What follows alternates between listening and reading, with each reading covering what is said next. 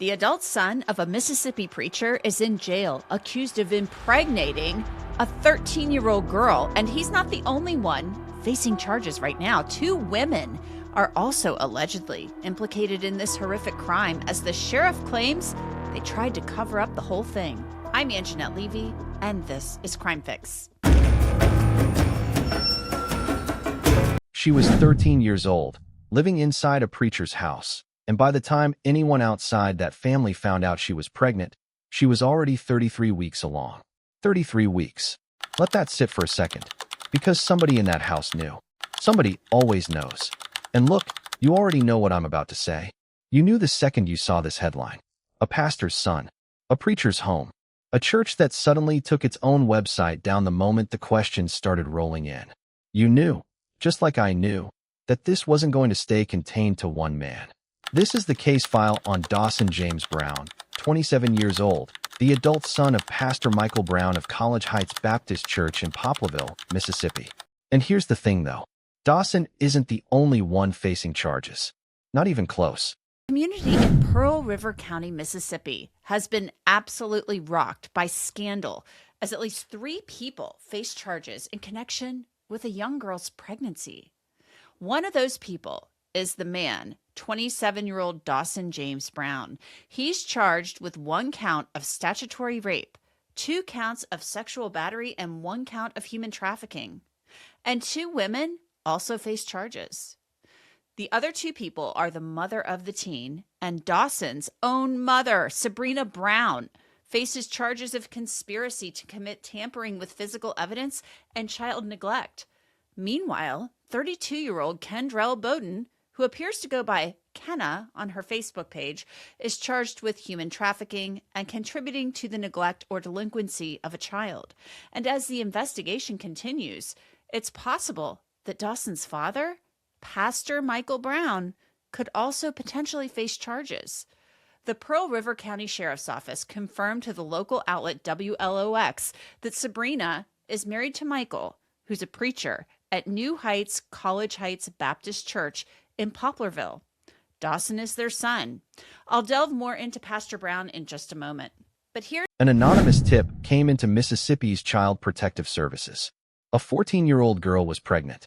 Investigators pulled her phone, an iPhone, and inside a hidden folder, they said they found video and image files. Sexual contact between Dawson and a child who, at the time she conceived, was 13 years old. Not 18, not 17, 13. You already suspected this next part too, because the mother of that girl, Kendra Bowden, first told police she didn't know who the father was. Then, 3 days later, she changed her story. She said Dawson had personally confessed to her that he was the father. And here's where it gets interesting, because instead of calling law enforcement right then, investigators say she kept letting him around her daughter. In exchange for what, you ask?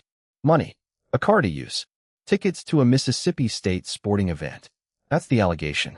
Sports tickets and gas money traded for a child's safety. Dawson James Brown as the father of the unborn child. On July 14th, investigators interviewed Kendra Bowden about her teen daughter's pregnancy, and here's what her affidavit says. Bowden stated that she became aware of the pregnancy when the teen requested to move back into her residence. Bowden advised that the teen refused to identify the father of the child or provide details regarding the circumstances of the pregnancy.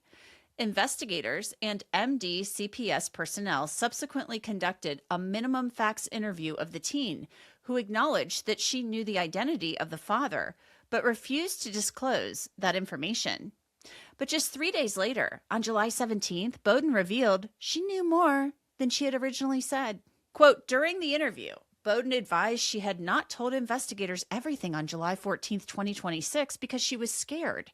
She stated Dawson James Brown had personally admitted to her that he was the father of the teen's unborn child. Bowden further stated that she communicated with Dawson James Brown, Michael Brown, and Sabrina Brown through her cellular telephone regarding matters related to the teen, her pregnancy, and Dawson James Brown's involvement. And there was more. From the affidavit, Bowden advised that on or about June 3, 2026, Dawson James Brown sent her a message asking whether she thought he needed to leave the country.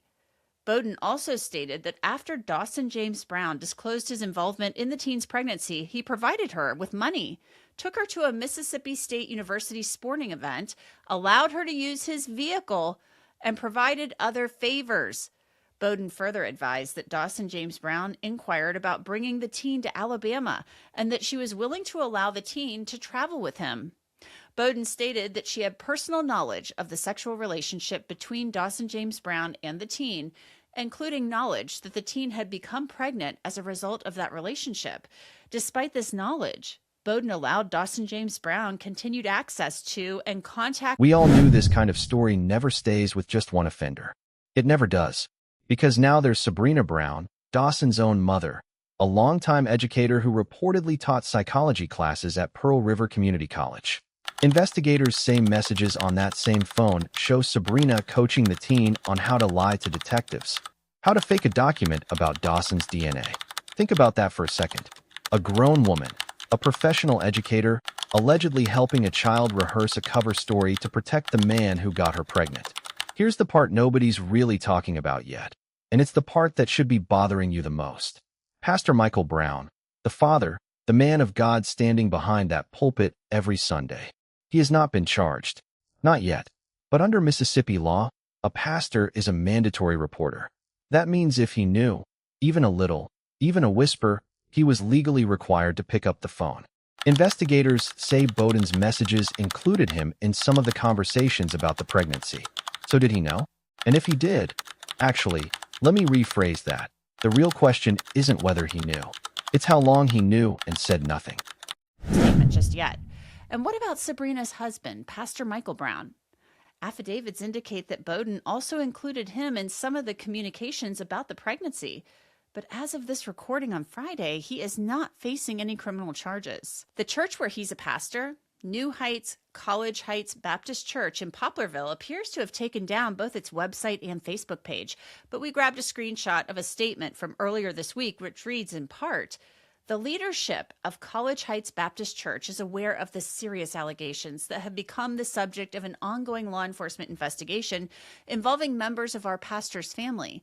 First and foremost, we affirm our unwavering commitment to the protection and care of children, vulnerable individuals, and anyone who may be the victim of abuse or exploitation. We stand with our community in supporting the pursuit of truth and justice, and we believe every allegation of this nature deserves to be thoroughly and professionally investigated."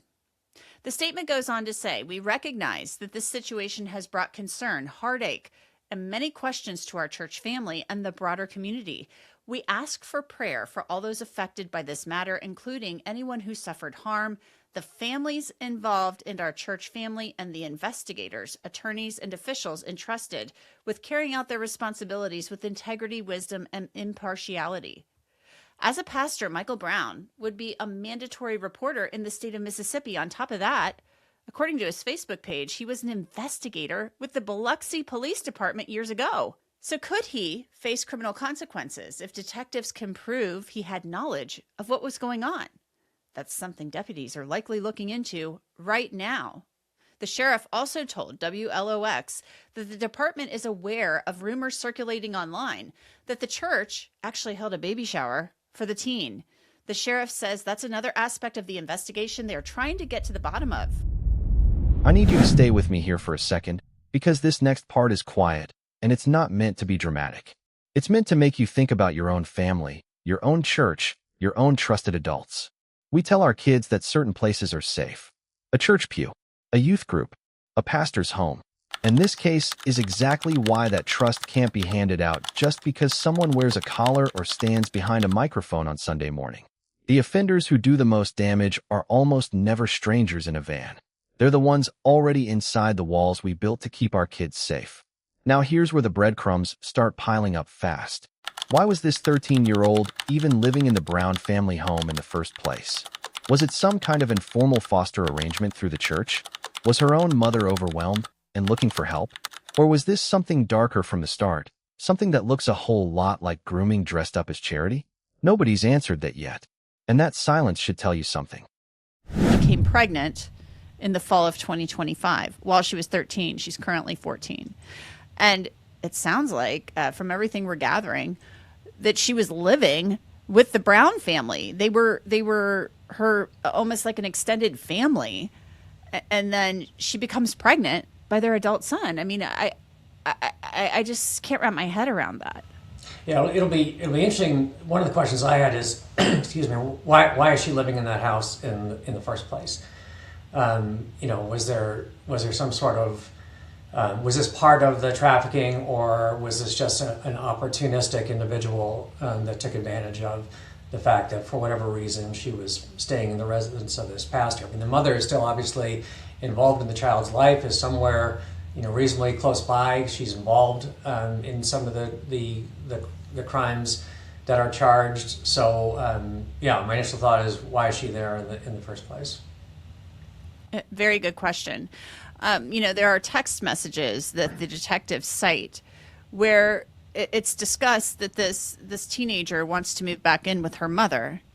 And then there's an exchange, according to the detectives, of money, tickets to sporting events, use of a car. I mean, that's where the trafficking part of this comes in.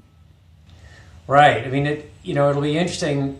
The prosecution will have to try to link that up. I mean, is that, whether it's money, use of a car, sports tickets, whatever the event was that done in exchange for access to the child? That's how it's being presented in the documents and the news reporting thus far, is that's the trafficking, is you do these things for me and I'll allow you to continue to have access to the child. Whether or not it links up that cleanly in the actual evidence, and it may not be the case, and so that'll be a significant issue going forward, getting ready for trial.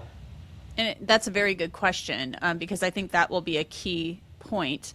And my question really is, why was this girl even living with this family? Did they have some sort of custody of her, or did the bio mom say, yeah, you can just stay there? It's a nice house, nice place, nice family, or whatever. I mean, that's a key question here. Like, why is this girl even at their house living with them in the first place? Yeah, and sometimes we see, situations where either a parent is overwhelmed or a child is struggling, and the relationship with the parent is contributing to the struggles. And so you'll see in all sorts of scenarios where a kid may be staying with like a family friend, or in this case, somebody that they maybe know through church. So it could be something that, like, at least at the outset, seemed like a constructive, placement for the child, but that may be giving, too much credit where it's not due. We'll definitely need to know more about what that scenario was intended for. The church itself put out a statement, all the usual language. We affirm our unwavering commitment to the protection of children. We stand with our community in the pursuit of truth. You've heard that script before. Every institution says it after the damage is already done, never before. There are also rumors swirling, and the sheriff himself confirmed they're looking into them, that the church actually held a baby shower for this pregnant 13-year-old. A baby shower for a child, celebrated inside the same building where her abuser's father preaches every week. If that's confirmed, and we don't know yet if it will be, that's not a cover-up anymore. That's a community deciding collectively to look away. This is just the beginning of the case. More charges actually could be coming as they continue to investigate, because this is in the justice court right now. And so it'll eventually move to, I believe, the circuit court down there when he's indicted. But they could add possibly, they could add charges for child sex abuse material, since the videos, they've said they found these videos. Yeah, they certainly could. And they have some of that charged as under their human trafficking statute right now. But a lot of times as you work through a child sexual assault case, you learn of more crimes, more instances of sexual abuse. And so it wouldn't be surprising at all if there are additional charges. The ones he's facing right now are significant to keep him in prison for the rest of his natural life, but there certainly could be more.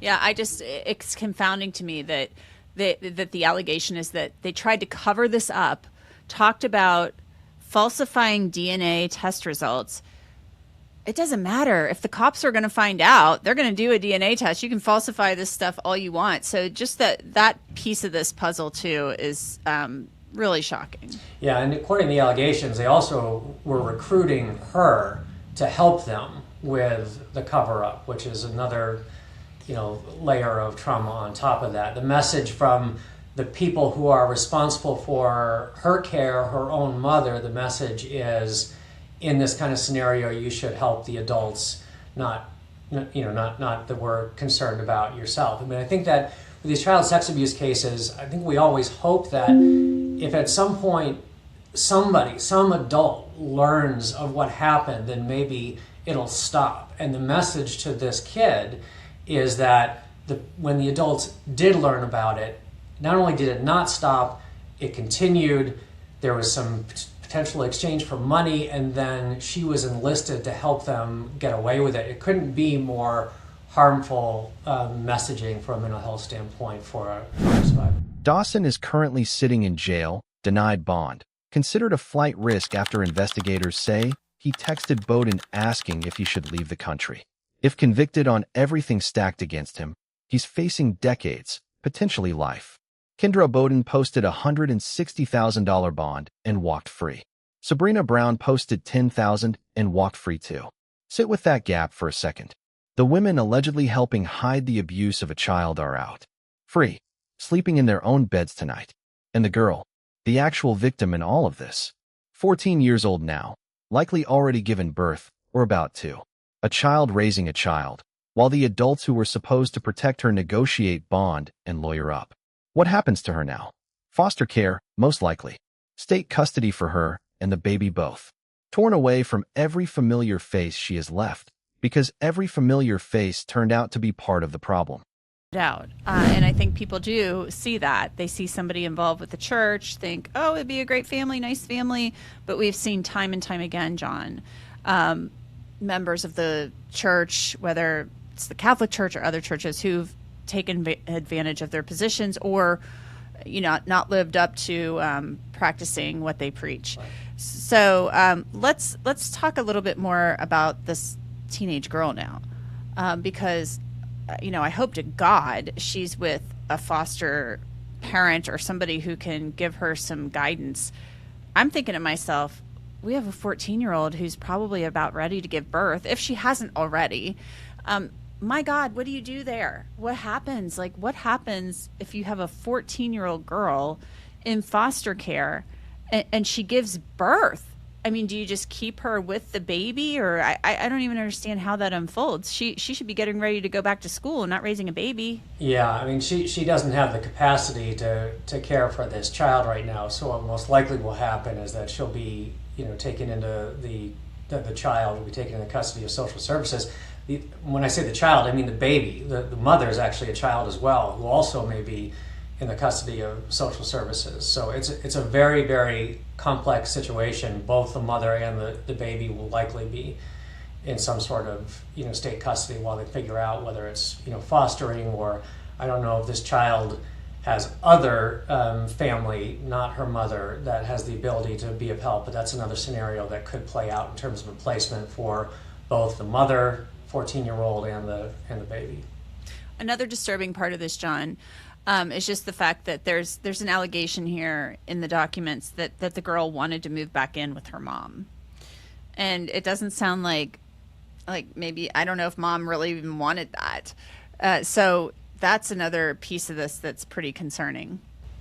Yeah, it's hard to know, and I think it goes back to my original point. I think that what is so difficult about this scenario is all the people in this young woman's life, this child's life, that she should be turning to for care and support or guidance, at least according to the allegations, are the people that are responsible for some pretty significant harm. This wasn't an accident. Not an accident at all. A tip almost never came in.